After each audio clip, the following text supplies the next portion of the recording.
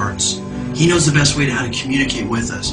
So the devil, it says in Isaiah, I will make myself like the Most High God. So the devil, he wants to be like God, but he can't because God's perfect, God's the Almighty. So what he does is he will take what God has created and tweak it to his own purposes. And because he can't perfect perfection, what he'll do with these things, visions and stories, is he'll use them in his own way to manipulate men to change their hearts for his own good. And 99% of the time, they're not stories that bring us closer to God or the Lord. They're not stories that tell us about the future that we can't live for right now, that we have to plan for eternity.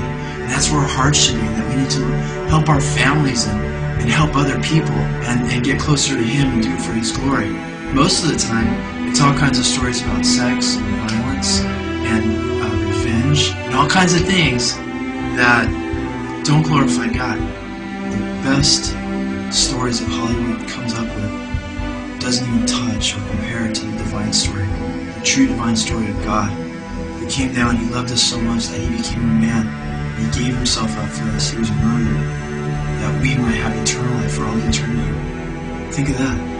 And all kinds of stories in the Bible that center around things that bring our spirits life and that strengthen us and make us stronger people, men and women, children.